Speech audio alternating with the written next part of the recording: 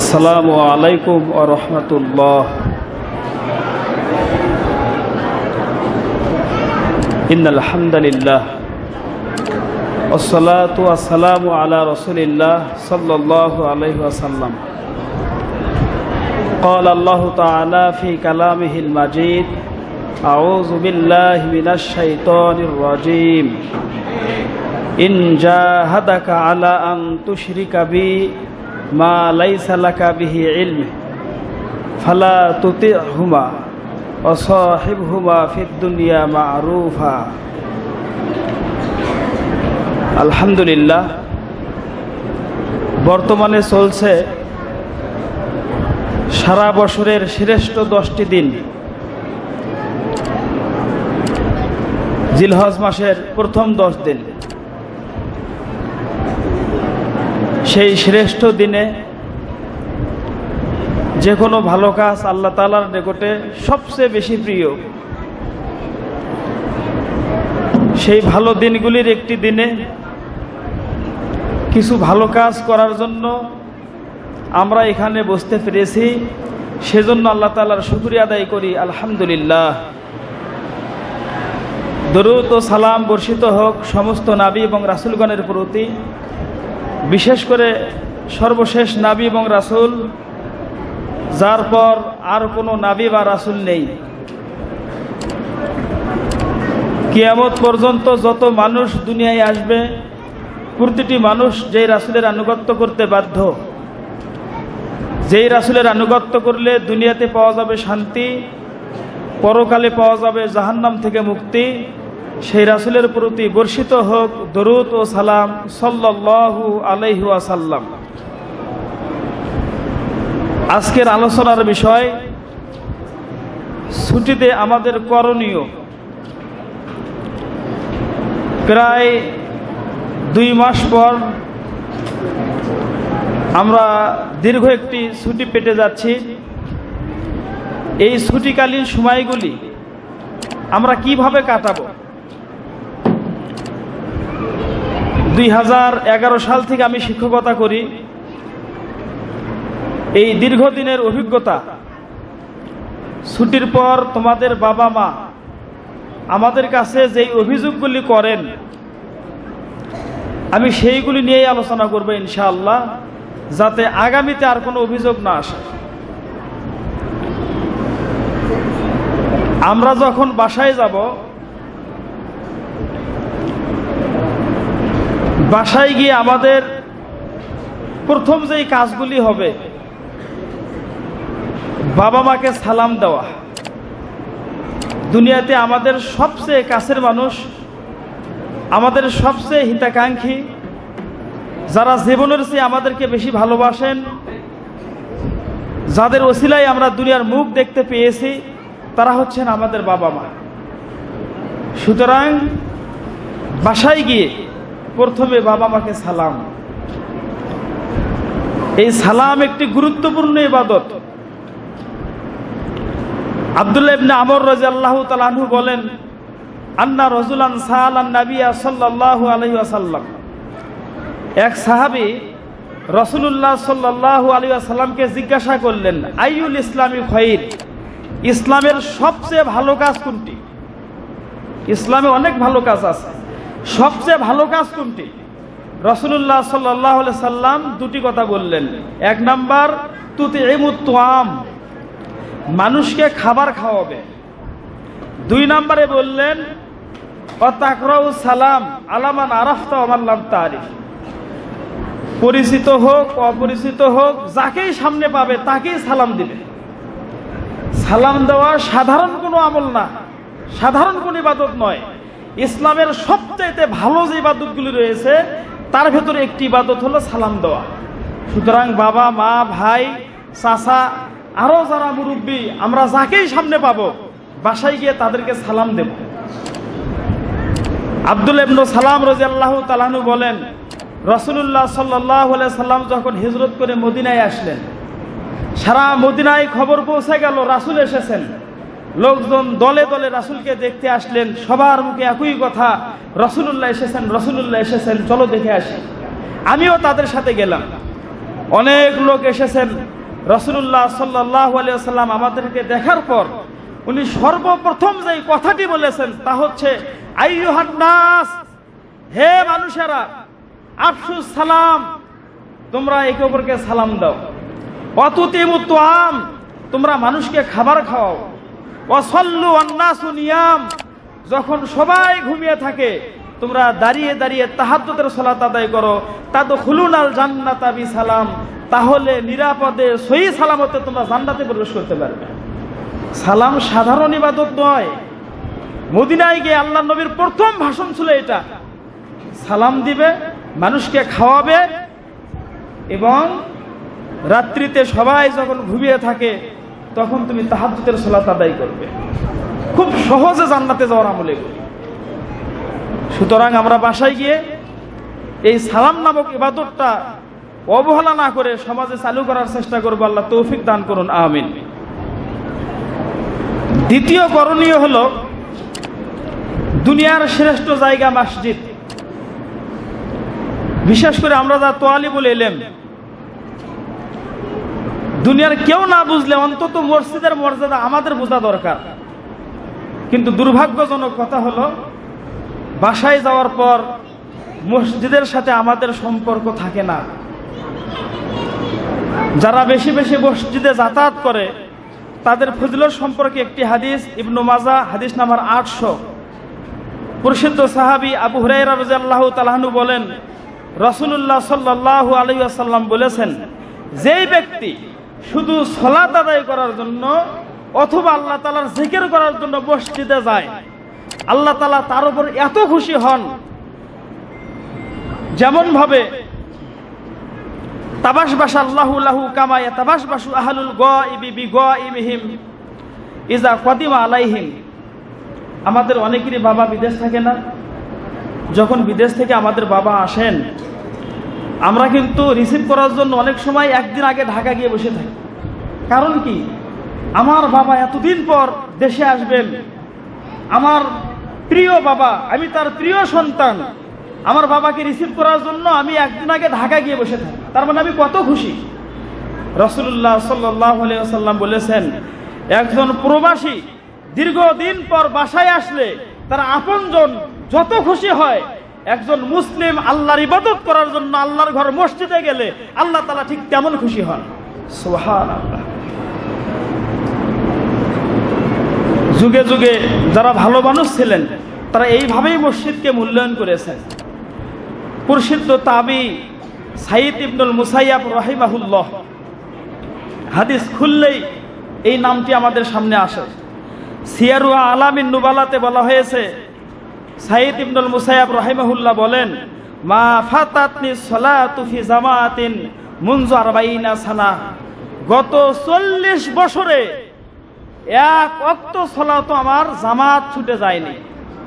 40 বছর নিয়মিত জামাতে সালাত আদায় করেছেন, এক ওয়াক্ত সালাত তার জামাতে ছুটে যায়নি। শুধু তাই নয়, তিনি আরো বলেন, মা আযানাল মুয়াজ্জিনু মুনযু 30 সানা ইল্লা ওয়া আনা ফিল মসজিদ। গত 30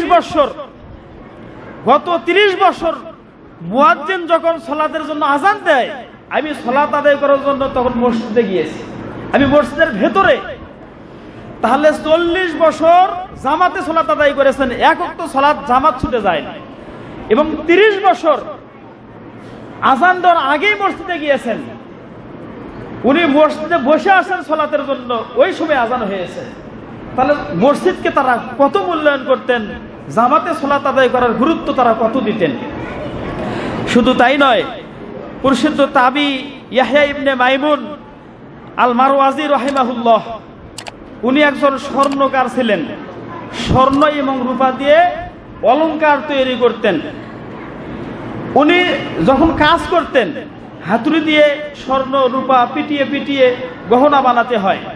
উনি হাতুড়ি উপরে উঠিয়েছেন, একটা বাড়ি মারবেন, এর আগ মুহূর্তে যদি আযান হয়ে যেত উনি আর বাড়ি মারতেন না, ওই হাতুড়ি নিচে রেখে উনি আগে জামাতে যেতেন। উনি ইচ্ছা করলে বাড়ি মারতে পারতেন, ইচ্ছা করলে ওই কাজটুকু করে যেতে পারতেন, কিন্তু যখন হাইয়া আলাল সলা হাইয়া আলাল ফালা ডাক দেওয়া হয় তখন আর দুনিয়ার কাজ করা ওনার পক্ষে সম্ভব হতো না। শুধু তাই নয়, প্রখ্যাত তাবি রবি ইবনে খুসাইম রাহিমাহুল্লাহ, উনি শেষ বয়সে পক্ষাঘাতগ্রস্ত অর্থাৎ প্যারালাইসিস রোগী হয়েছিলেন। প্যারালাইসিস রোগী, এক সাইড অবশ, অনেক সময় দুই সাইড অবশ, অনেক সময় হাত অবশ, অনেক সময় পা অবশ হয়ে যায়, ঠিকমতো হাঁটাচলা করতে পারে না। শেষ বয়সে উনি যখন প্যারালাইসিস রোগে আক্রান্ত হয়ে গেলেন, মানুষের সহযোগিতা নিয়ে মসজিদে যেতে হয়। কষ্ট করে মসজিদে যাওয়া দেখে এক সময় তাকে জিজ্ঞাসা করা হলো, আপনি অসুস্থ মানুষ, আপনার তো ওজর রয়েছে, আপনি ইচ্ছা করলে বাড়িতে বাসায় সালাত আদায় করতে পারেন, কষ্ট করে মসজিদে কেন যান? তখন উনি একটাই কথা বলেছিলেন, যখন মুয়াজ্জিন আযান দেয় হাইয়া আলাস সালাহ, তোমরা সালাত আদায় করার জন্য আসো, হাইয়া আলাল ফালাহ, তোমরা সফলতার দিকে এগিয়ে আসো, কল্যাণের দিকে এগিয়ে আসো, আমি তখন কিভাবে ঘরে বসে থাকতে পারি? এই কারণে অসল মানুষ, অসুস্থ মানুষ, নিজে হাঁটতে পারেন না, তিনি অন্য মানুষের সহযোগিতা নিয়ে তবুও মসজিদে গিয়ে জামাতে সালাত আদায় করতেন। ইবনুল মুবারক রাহিমাহুল্লাহ বলেন, রাআইতু সাইদ ইবনে আব্দুল আজিজ ইযা ফাতাতহু সালাতু ফিল জামাহ আখাযা বিলিহায়াতিহি ওয়া বাকা। কোন কারণে যদি তার জামাত ছুটে যেত, সাইদ ইবনে আব্দুল আজিজ রাহিমাহুল্লাহ, উনি ছিলেন তাবি, ওনার যদি এক ওয়াক্ত সালাত ছুটে যেত, উনি দীর্ঘ সময় নিজের দাড়ি ধরে কান্নাকাটি করতেন, হাই আফসোস, আমি জামাতে সালাত আদায় করতে পারলাম না। এই দুঃখে দীর্ঘ সময় কান্নাকাটি করতেন। শুধু তাই নয়, ইসলামের দ্বিতীয় খলিফা উমর ফারুক রাদিয়াল্লাহু তাআলা আনহু, উনি একবার আসরের সালাত জামাতে আদায় করতে পারেননি। এক ওয়াক্ত সালাত জামাতে আদায় করতে না পারার কারণে উনি এত কষ্ট পেয়েছেন, এক পর্যায়ে উনি ওনার বিশাল বড় একটা জমি আল্লাহর রাস্তায় দান করে দিয়েছেন। আমি যেহেতু জামাতে সালাত আদায় করতে পারলাম না, আমার সব কমে গেল, এজন্য একটা জমি দান করে দিয়েছেন। তাহলে এত বড় অপরাধ মনে করতেন তারা জামাতে হাজির না হতে পারলে। ওনার ছেলে আব্দুল্লাহ ইবনে উমর রাদিয়াল্লাহু তাআলা আনহু, ওনার সম্পর্কে বর্ণিত আছে, কোনদিন কোনো কারণে এক ওয়াক্ত সালাত যদি জামাতে আদায় করতে না পারতেন, ওই রাত উনি ঘুমাতেন না, সারা রাত জেগে জেগে ইবাদত করতেন, যেহেতু জামাতে সালাত আদায় করতে পারেননি। এই দুঃখে সারা রাত ইবাদত করে ওই ঘাটতি পুষিয়ে নেওয়ার চেষ্টা করতেন। সালাফদের সম্পর্কে এমনও বর্ণনা পাওয়া যায়, কোন কোন সালাফ, তাদের যদি এক ওয়াক্ত সালাত ছুটে যেত, তারা এক সপ্তাহ আফসোস করতেন, 7 দিন ধরে আফসোস করতেন, হাই আমার আফসোস, আমি 7 দিন পূর্বে একটা ওয়াক্ত জামাত মিস করেছি, জামাতে সালাত আদায় করতে পারিনি। কোন কোন সালাফদের ব্যাপারে এমনও বর্ণনা পাওয়া যায় জামাতে সালাত আদায় করেছে কিন্তু তাকবীরে উলাটা পায়নি। ইমাম সাহেব যখন তাকবীর দিয়ে আল্লাহু আকবার বলে বুকে হাত বেঁধে সালাত শুরু করেন, ওই সময় উনি কাতারে দাঁড়াতে পারেননি। এই কারণে 3 দিন পর্যন্ত আফসোস করতেন, হায় আমার আফসোস, আমি তাকবীরে উলাটা পাইনি। এই হলো আমাদের পূর্বপুরুষ সাহাবী, তাবিদের আমল। আর আমরা তাদেরই পরবর্তী বংশধর, আর আমরা মসজিদ বিমুখ হয়ে থাকি। সুতরাং বাসায় গিয়ে তোমরা সালাতের গুরুত্ব দিবে। কিয়ামতের দিন আল্লাহ তাআলা সবার সামনে তার পায়ের গোছা খুলে দিয়ে বলবেন, তোমরা সিজদা করো। যারা দুনিয়াতে সালাত আদায় করেনি, সেই দিন তারা সিজদা দিতে পারবে না। শুধু তাই নয়, যাদেরকে জাহান্নামে নিক্ষেপ করা হবে, তাদেরকে জিজ্ঞাসা করা হবে, মা সালাকাকুম ফি সাকার, এমন কি অপরাধ তোমরা করেছো যে জন্য তোমাদেরকে জাহান্নামে পাঠানো হলো? তখন তারা কয়েকটি অপরাধের কথা স্বীকার করবে। তার ভিতর প্রথম যে অপরাধ তারা বলবে, লাম নাকু মিনাল মুসাল্লিন, আমরা সালাত আদায় করিনি, আমরা সালাত আদায় না করার কারণেই জাহান্নামী হয়েছে। সুতরাং আমরা বাসায় গিয়ে 5 ওয়াক্ত সালাত জামাতে আদায় করব। পারলে আগে গিয়ে মসজিদটা ঝাড়ু দেব, দরজা খুলবো, জানালা খুলবো, যদি সুযোগ হয় আজান দেব, যদি সুযোগ হয় আমরা ইমামতি করব। সালাতের পরে যদি সুযোগ হয় মুসল্লিদেরকে এনে বসে আমরা একটা দোয়া শিক্ষা দেব, একটা হাদিসের অনুবাদ শিক্ষা দেব, একটা আয়াতের অনুবাদ করে শোনাবো। এইভাবে আমরা দাওয়াত তাবলীগ করব ইনশাআল্লাহ। এবার আরো একটি ভালো কাজ আমাদের করতে হবে বাসায় গিয়ে, তা হলো কোরআন তেলাওয়াত। কোরআন তেলাওয়াত আল্লাহ তাআলা সরাসরি কোরআনের ভেতরে বলেছেন, উতলু মা উহিয়া ইলাইকা মিনাল কিতাব, হে রাসূল সাল্লাল্লাহু আলাইহি ওয়াসাল্লাম, যেই কিতাব তোমার উপর নাজিল করা হয়েছে ওই কিতাব তুমি তেলাওয়াত করো। আল্লাহ রাসূলকে তেলাওয়াত করতে বলেছেন, সুতরাং আমাদেরকে তেলাওয়াত করতে হবে। আবু উমামা রাদিয়াল্লাহু তাআলা আনহু বলেন, আমি রাসূলুল্লাহ সাল্লাল্লাহু আলাইহি সাল্লামকে বলতে শুনেছি, তিনি বলেছেন, ইকরাউল কোরআন ফাইন্নাহু ইয়াতি ইয়াউমাল কিয়ামাতি শাফিয়ান লিআসহাবিহি।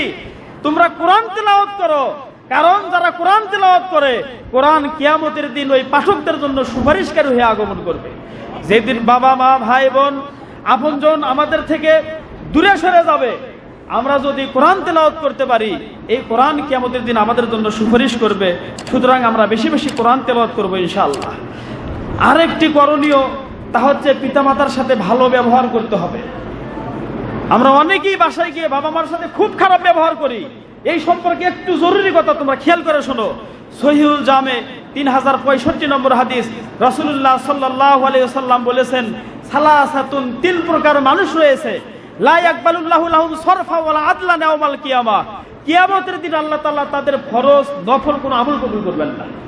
3 প্রকার মানুষের ফরজ আমলও কবুল হয় না, নফল আমলও কবুল হয় না। সেই 3 প্রকার মানুষের 1 নাম্বার হচ্ছে আক্কুন, পিতামাতার অবাধ্য সন্তান।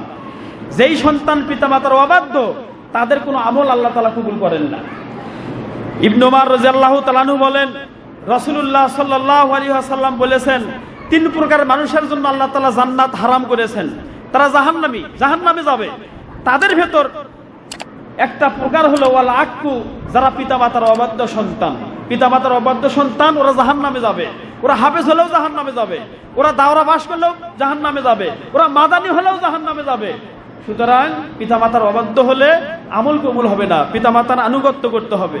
মিশকাতুল মাসাবি হাদিস নাম্বার 61, রাসূলুল্লাহ সাল্লাল্লাহু আলাইহি ওয়াসাল্লাম বলেছেন, ওয়ালা তাউকান্না ওয়ালিদাইকা ওয়া ইন আমারাকা আন তাখরুজা মিন আহলিকা ওয়া মালিক। তোমার বাবা মা তোমাকে যদি তোমার সম্পদ থেকে বঞ্চিত করে, তোমার পরিবার থেকে বঞ্চিত করে, তবুও বাবা মার অবাধ্য হয়ো না।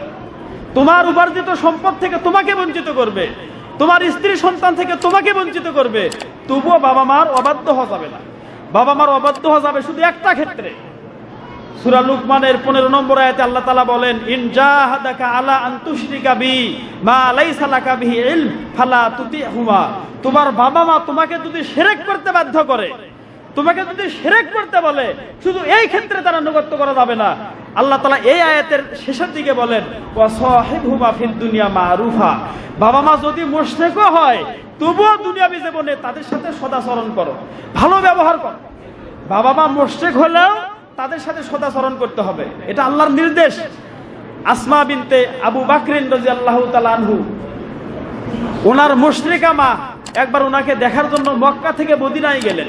সহিহ বুখারীর হাদিস। আসমা রাদিয়াল্লাহু তাআলা আনহা আল্লাহর নবীকে গিয়ে বললেন, হে আল্লাহর রাসূল সাল্লাল্লাহু আলাইহি ওয়াসাল্লাম, আমার মুশরিকা মা ইসলাম পছন্দ করে না, সে আমার কাছে এসেছে, আমি কি তার সাথে ভালো ব্যবহার করব? রাসূলুল্লাহ সাল্লাল্লাহু আলাইহি সাল্লাম বললেন, সিলিহা ফাইন্নাহা উম্মাকি। তুমি তার সাথে ভালো ব্যবহার করো, কারণ সে তোমার মা। মা যদি খারাপও হয়, মা যদি ইহুদি খ্রিস্টান হয়, মা যদি মূর্তি পূজকও হয়, তবুও মায়ের সেবা করতে হবে, ভালো ব্যবহার করতে হবে। সুতরাং বাবা মা ভালো হোক মন্দ হোক, সন্তান হিসেবে আমাদের দায়িত্ব তাদের সাথে ভালো ব্যবহার করা।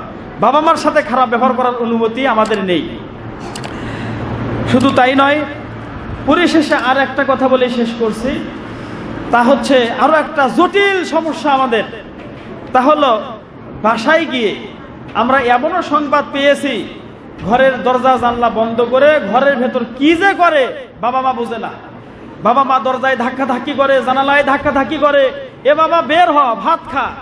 এরা ভাতও খায় না, নামাজও পড়ে না, গোসলও করে না, দরজা জানলা বন্ধ, ছেলেটা ঘরের ভেতর কি করে?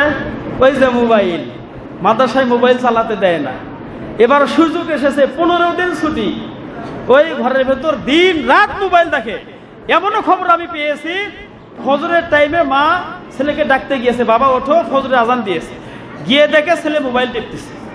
মা বলতেছে, এই তুমি কখন উঠছো? আমি তো ঘুমাইনি।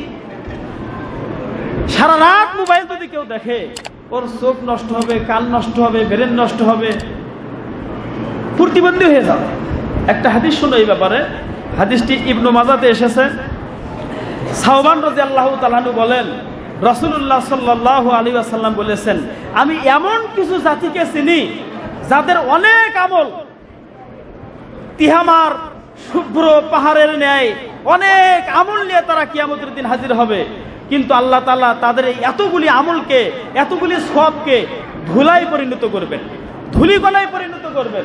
সাহাবান রাদিয়াল্লাহু তাআলা বললেন, সিফহুম লানা মান হুম ইয়া রাসূলুল্লাহ, হে আল্লাহর রাসূল সাল্লাল্লাহু আলাইহি ওয়াসাল্লাম, আমাদেরকে একটু বলে দিন কারা তারা, এত জঘন্যতম মানুষ কারা, এত আমল যাদের নষ্ট হয়ে যাবে।